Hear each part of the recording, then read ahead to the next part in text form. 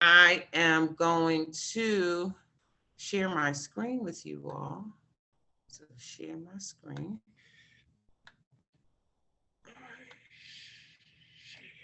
All right, so I was looking at that, but now we are going to do this and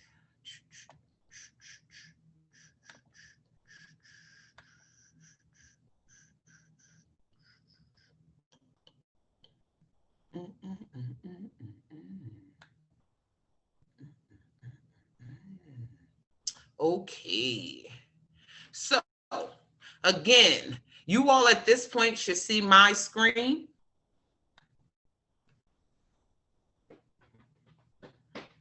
For anyone who has not enrolled in the class yet, the enrollment, that's wrong.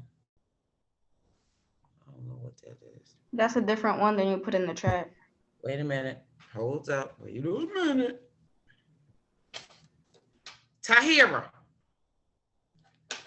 when you put your code in the chat, did it come up Algebra 1 or did it come up Applied Math? It came up Algebra 1. Damn it. Oh, excuse me for cussing. I'm sorry. I'm sorry. So go back. I apologize. I should have waited for the slide. Oh, I wrote it on my paper wrong. All right, I'm sorry. So people who are not in my class, who have not enrolled in the class yet, go back to enrollment code. My apologies. I don't know. I wrote the algebra code on the wrong page.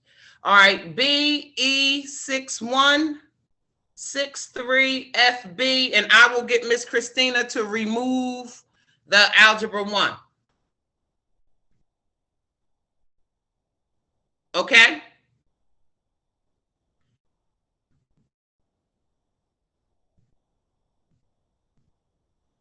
So again, those of you who hadn't enrolled in the class, and like I said, I should have waited for the slide, being fast. The enrollment code is there, BE6163FB. So today, we are talking about representing data. Again, we are looking at graphs. This unit, we will be looking at 3 different types of graphs. So the objective is to create a graphic representation of data. And again, we have to align our lessons with what the state of Pennsylvania says we have to teach you. So this is one of the things, so we have to include the standard. So the standard is there. Apply quantitative reasoning to choose and interpret unit and scales and formulas, graphs, and data displays. Didn't that sound wonderful? So our agenda, we are going to have a community meeting. Then we are going to review shapes of distributions and measures of center. We are going to talk about the characteristics of dot plots, box plots, and histograms. And then we have a class assignment. And again, we're going to see how far we get in this because we still have Friday. So, community meeting question really quickly. If someone gave you $1,000 to donate to any charity, which would it be and why? Anybody? I would donate to cancer because I feel like that's stuff that people can't change, or probably like the kids, you know, like the kids hunger. Okay. Yes. Okay. That's nice. Anybody else? So we got cancer and fighting children's hunger. Anybody else? Autism. Anybody else? I think I would split mine. I would do 500 to sickle cell, and I would probably do 500 to relieving domestic abuse. If I'm being honest, I will give it to the animals. Oh, okay. All right. Oh, that's cool. Like animals like PETA or animals like the SPCA? Like the PCA, yeah, like sheltered animals that don't. Oh, okay. Cool. I would give it to conflict and instability in Central African. Oh, okay. Girl, y'all be coming with the boom boom. Okay. And Somalia. Somalia. Okay. Yeah, war-torn nations. That's cool. Anybody else? We really live in a different world. Other people in different places, they going through it. Yeah. Good morning. Yeah, you're right. You're right. We are, but we don't, I guess, just like anything else, when you in it, you don't necessarily appreciate it until you see somebody else's situation. You know what I mean? Mhm. That's true. The Yes, the question on the floor: if someone gave you $1,000 to donate to any charity, which would it be and why? And we have cancer, we have autism, we have children's hunger, we have supporting war-torn nations in Central Africa and Somalia.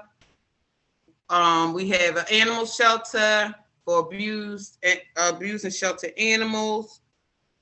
We got sickle cell. Anybody else? What's your passion? What's something that you like that you want to support, or something that may be in jeopardy that you want to save? Because that's what charitable donations would do. Anybody else? Okay. Well, remember this. Sometimes you got to think outside yourself.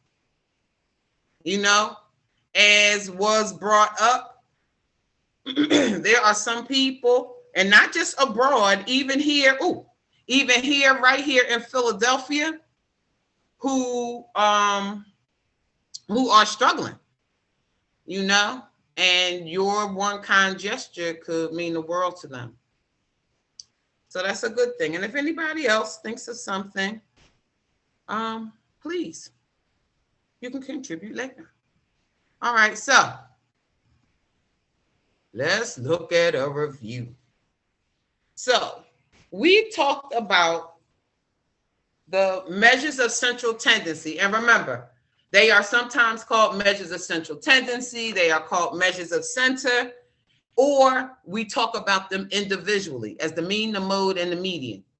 So remember, the mode is the term or terms that appear most often. So you know, you can have more than one mode in a data set. And again, from the graphic, you see that the mode is the highest point in a graph, which makes sense. The median, the term physically in the middle. So even though in this graphic, the graph is not symmetric, okay? You see that the median is not necessarily what we would describe as being in the center or the middle, but according to the data, 50% of the data is on the left side and 50% is on the right side. Now, sometimes you may not get the exact 50-50 break. You might get a little over 50. But the point is that median has about 50% of the data on one side and 50% on the other. And lastly, the mean. The mean is the arithmetic average, and that just means that you did the math, and you see how it is on a balance. So the mean is the average.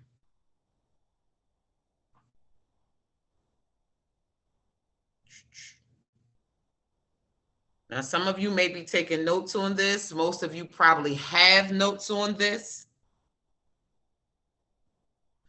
But I'll leave it here for a couple minutes just to let you see what you see. And remember, draw pictures. Pictures help you in math. So don't just look at the words or think about math as only numbers. It is also pictures so that we have a visual of what we're talking about. And graphs are definitely visual. And that's what we're doing. Okay, can I move? Okay. Okay. And then we talked about shapes of distributions. So again, because they did the positive skew first, I did it first. So the positive skew is also skew right has two terms. Sometimes you will see it referred to as skewed right, and other times you will see it referred to as positive skew. And remember, a skew just means it is a slant. Okay? And again, the characteristics. The name of the skew matches the tail. So, skew right. The tail is on the right. Most of the data is on the left. And the median is the best measure of center. If it's symmetrical, one side looks exactly like the other, and the mean, the mode, and the median are the same.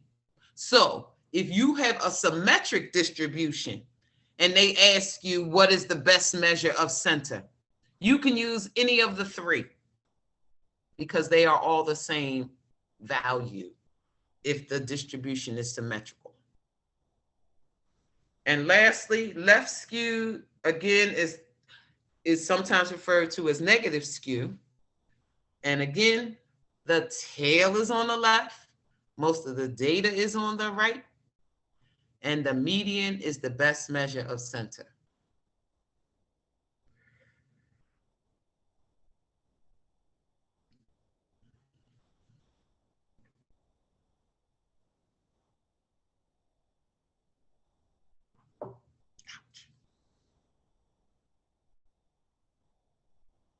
We okay, or you need me to sit here a little longer?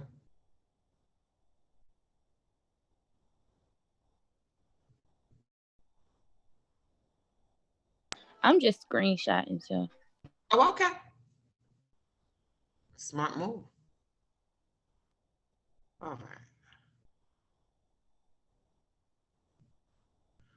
All right, so now let's start talking about the graphs that we are going to use. So, a dot plot. A dot plot is used on small data sets.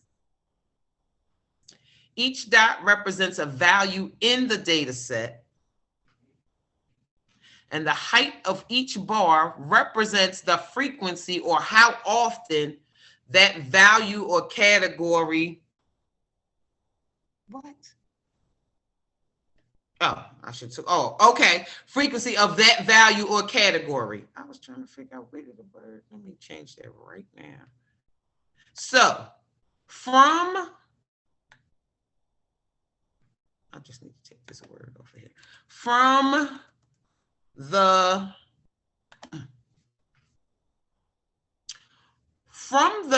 dot plot, I pulled out what the data set would have looked like.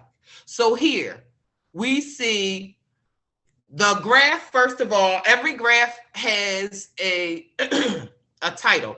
So this one describes minutes to eat breakfast. So we see these people don't eat breakfast at all. And there are 1, 2, 3, 4, 5, 6 of them. So in the data, you would have had 6 zeros. Then here is the data. You have 2 people who take a minute. Here are those 2 people. Then 3 people take 2 minutes. 5, 2, 5. Now, in 6 and 7, nobody reported those. So those are just left blank. And then we go to the rest. Okay, so a dot plot is really simple.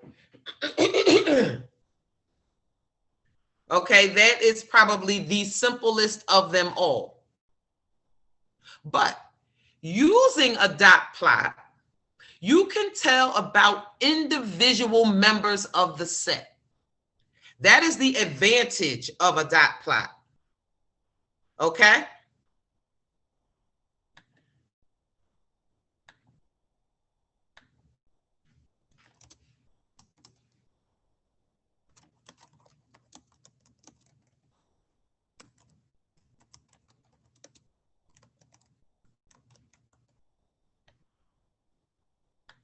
As I talk to you all, I will be changing this.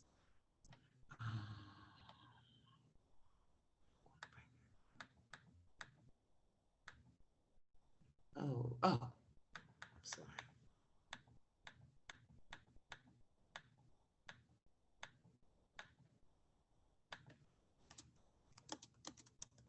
So, if you had,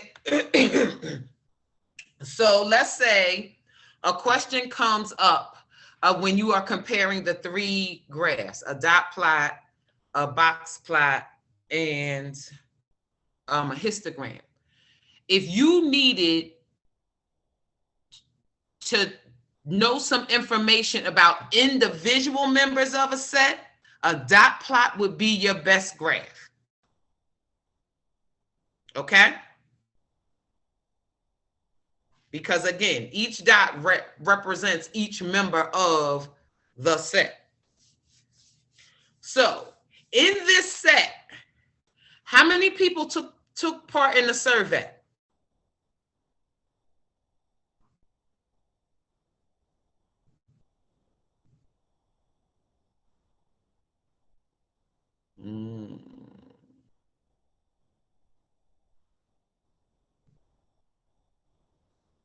So now that could come up as a question, okay, in your discussion of dot plots. So, because again, remember, as you move through math, you sometimes step back and use and go to another topic. So, for instance, on this dot plot, they could ask you, what is the probability that a person takes 10 minutes to eat breakfast?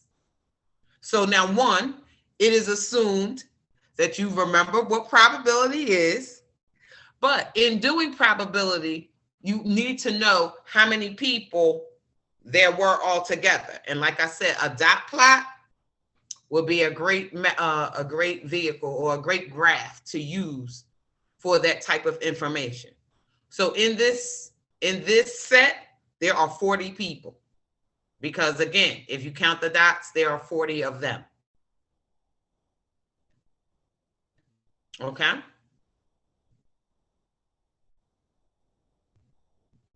All right. Questions, comments, concerns? Anybody still writing, jotting down notes? Okay. So, oh man, let's check on that. Oh, wait a minute. Excuse me. Let me go back. All right, so I have an exercise for you. I don't know if I can do this, but I'm going to try. Will it let it do it?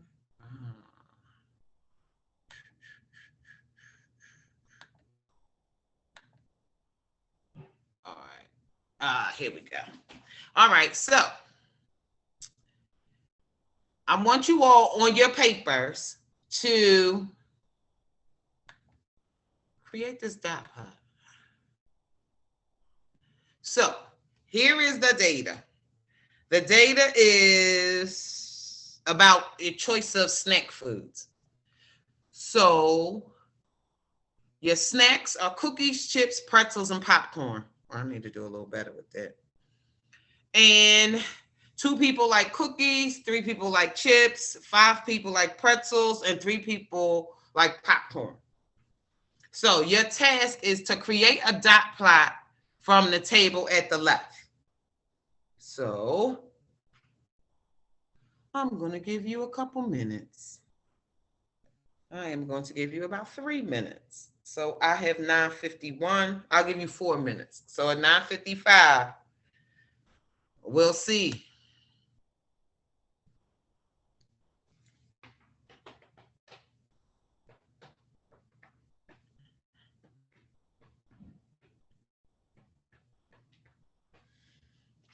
Let me see if anybody else came into the class. Let me see, can I split the screen?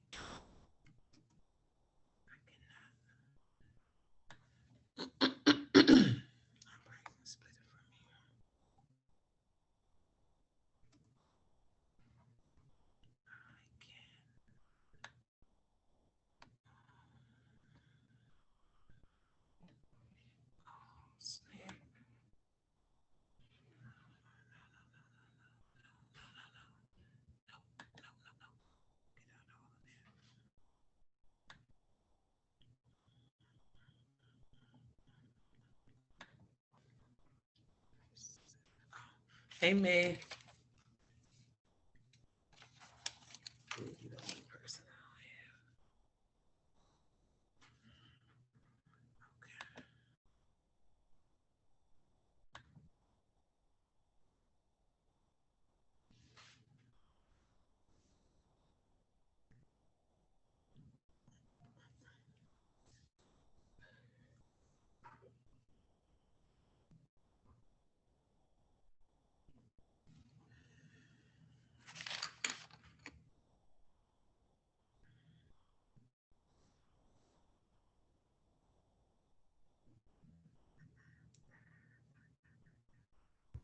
Miss Hicks, you want me to send you a picture through email? Oh, the graph.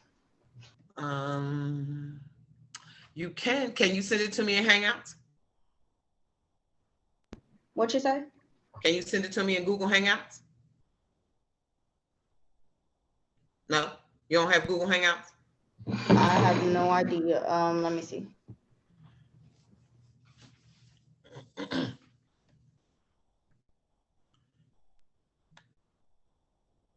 Oh. Can you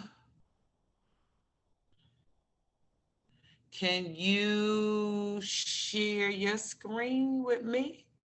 Can you share your screen with us?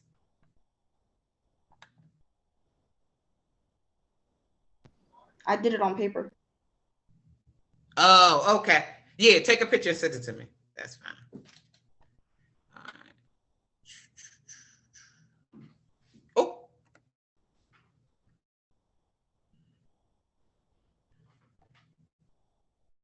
All right, we're gonna take one more minute.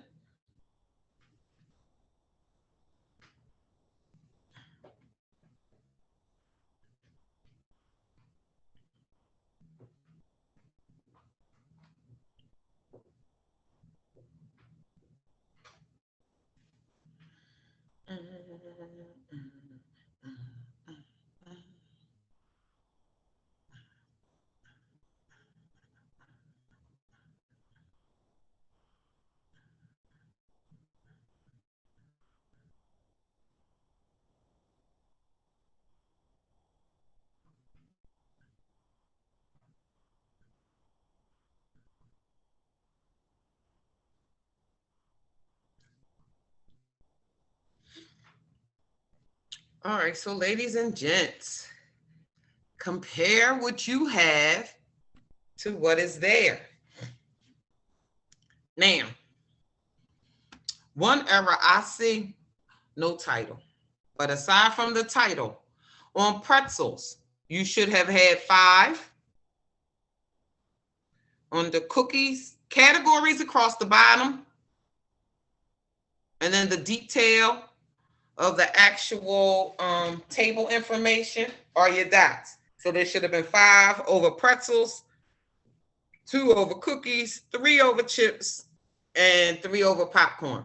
It's like I said, a dot plot is probably the simplest graph. And again, so with this, you can answer questions like, how many students preferred chips to pretzels? You know, how many students, are there any commonalities in any of the snacks or things like that? You know what I mean? But you can answer questions about individual things. You know what I mean? Like you can say, people liked, or is it true that people like pretzels twice as much as they like cookies? You know, you can answer those questions because in a dot plot, you have information about individuals. Make sense? Okay. Oh. Yes, and I just sent it. Okay, thank you. All right, now histograms. Histograms are based on continuous data. So that's why histograms don't have spaces, because you moving from one group to the next. So with histograms, you usually have frequency tables, and they are used to organize your data into equally spaced bins. So in your bins, let's say, so looking at the top, this bottom, across the bottom, 36, 25, 38, all the way down to 55. That's how the data was presented. So the data was organized in this frequency table. So because the lowest number was in the 20s, they started the bins and they made the bins in, they are in tens. So you see 20 to 30, 30 to 40, and so on, down to 90 to 100, because our highest number is 91. Now, the key to a histogram is to remember that the highest end is counted in the next group. So we see from the data in the bin from 20 to 30, we count from 20 up to 29. So that's why in that bin, it would include 25 and 22.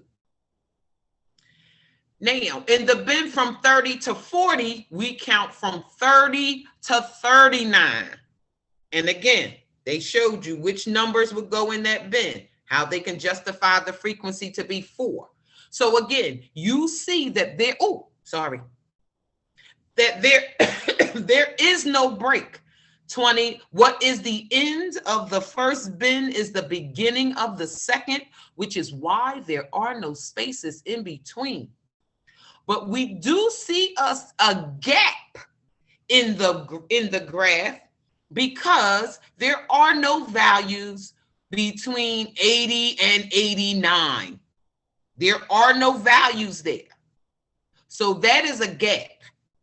It's not a traditional space that you would see in a bar graph.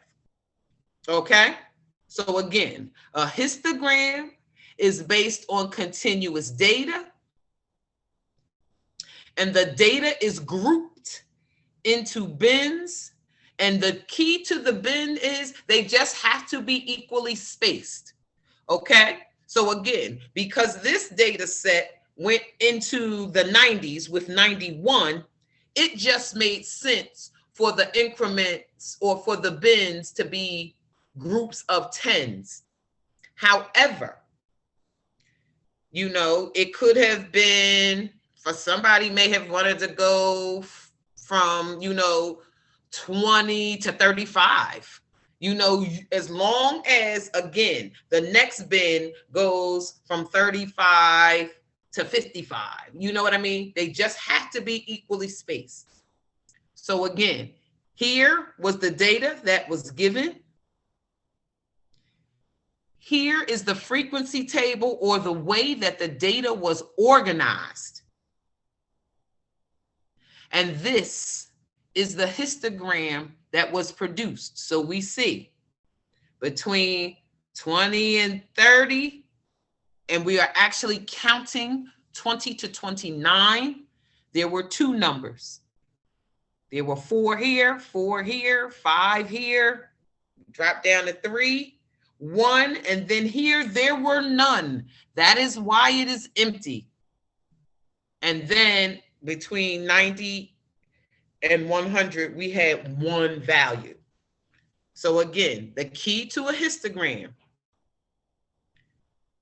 is it is continuous. Now, the difference when we look at what the data or how data is presented in a dot plot versus a histogram is, with a histogram, we can't talk about individuals. We can't talk about individual things because the data is grouped. Okay? So we just looking at the graph, if we didn't have the data, you know, we know that 2 people fall in the range between 20 and 30. But if we didn't see the data, we wouldn't know what two there were. They could be anything between 20 and 29. Okay? Does that make sense?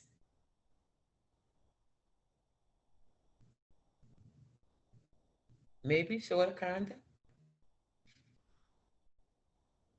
Again, dot plots, we can speak to the individual members. Histograms, we have groups. And again, it is continuous. There are no spaces between the, oh, there are no spaces between the bars.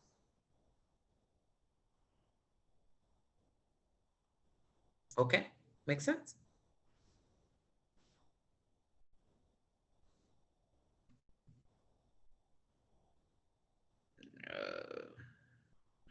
All right. So now I want you all to try this.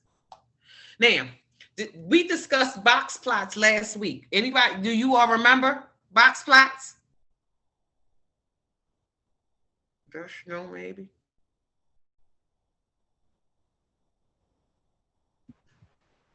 No. Okay.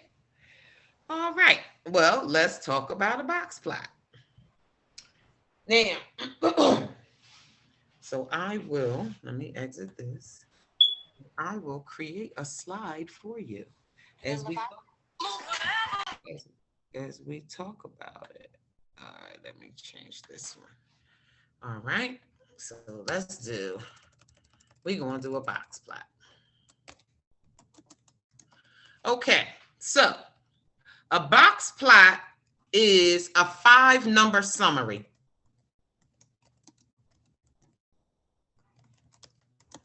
Of data. So when you are creating a box plot, first,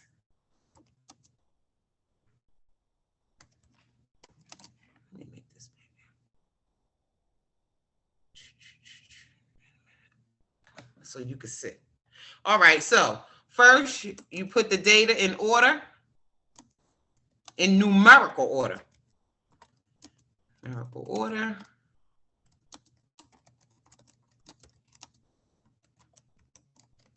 Or numerical order.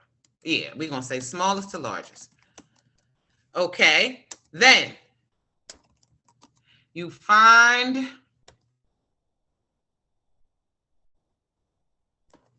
the median of the data set.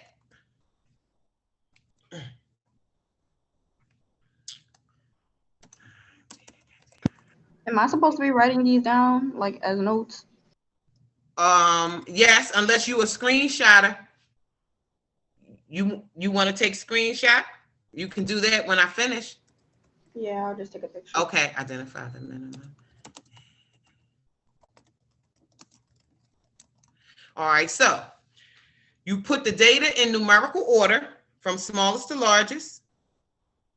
You find the median of the data set, because remember, the median will then cut the data set in half. You identify the minimum and the maximum values in the data set. And you know what? I say, let's switch 2 and 3. So let's line up the data. Find the maximum, minimum, find the median of the data set. So now, again, the median has now cut the data into 2 parts. So then you find the median of the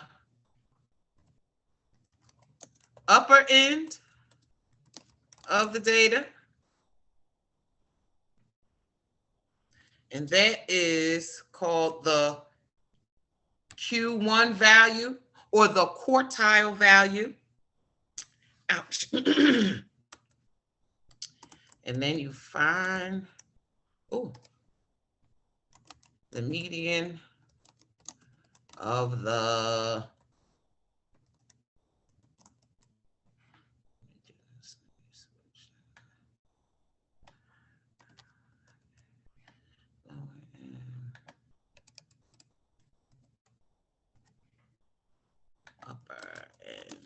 of the,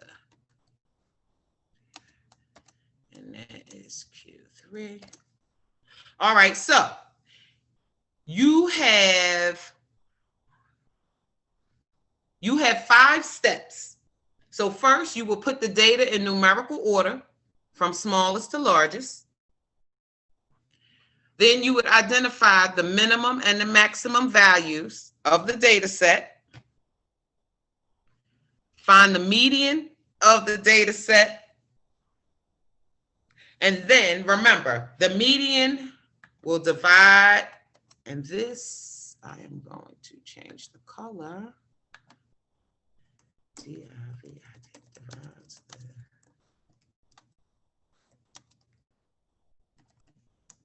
the, okay, so the median is going to divide the data set in half.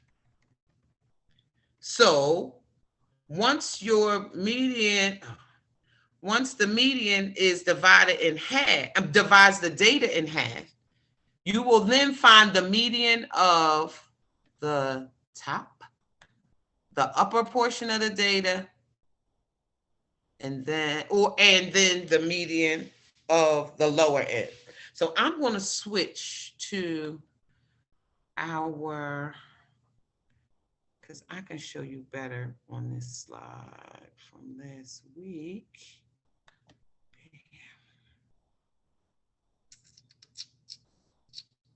Come on, honey.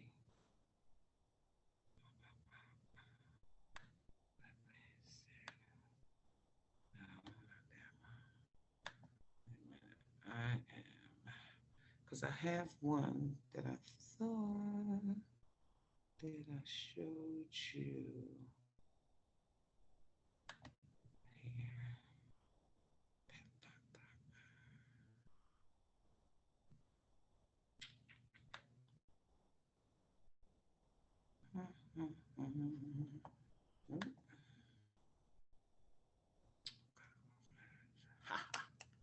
I know where I can find it.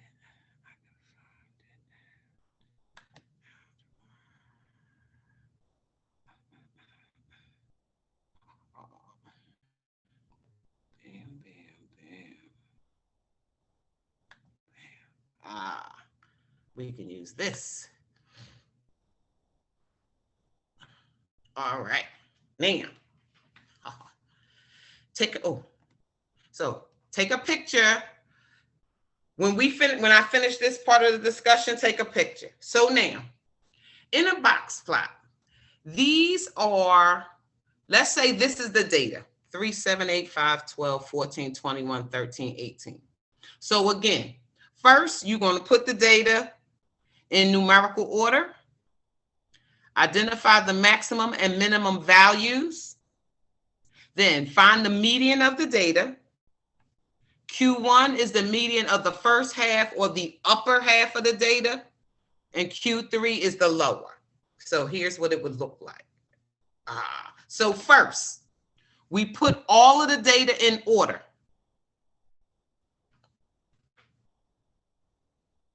The second step, we identified the minimum and the maximum values. So those are the first 2 values of our 5-number summary.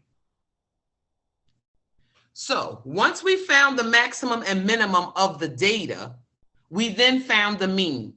Well, there are 9 values. So we came in 4 on each side, and we found the median to be 12. So now remember, 12 has now, the median, has now divided the data into 2 parts, the lower end and the upper end. So for Q1, we are looking at the first half or the lower end of the data. Remember, and we are finding the median. So when you find the median of an even set of numbers, because we are only now looking at these 4, we have to add the middle 2 and divide by 2. So we found the median of this first half of the data to be 6. So that's Yet that's our fourth value. And then we go to the upper half of the data. Again, there are only these 4 in the upper side. So, we add the middle 2, divide by 2, and we find that the median of this upper half of the data is 16. So now we put our values into the box plot. First is the minimum. Then what is the middle of the lower half of the data? Then the middle of the entire data set. Then the middle of the upper half of the data. And lastly would be your maximum value. So take a screenshot because we will be using this. And I will make sure that I add box plots to our to this PowerPoint. And what I will do is I will share the entire PowerPoint with you all so that you can go back and look at it. And again, I will include this slide into our class PowerPoint. But for now, you can take a screenshot. And again, to screenshot it on your computer, you will hit Control and you will hit that button over the number 6 with the rectangle and the 2 lines. That's how you can screenshot on the computer.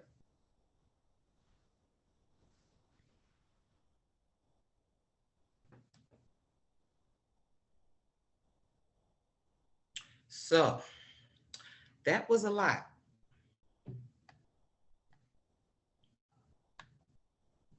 So, ladies and gents, here's what I'm going to do. Stop sharing. Oh, okay. Okay.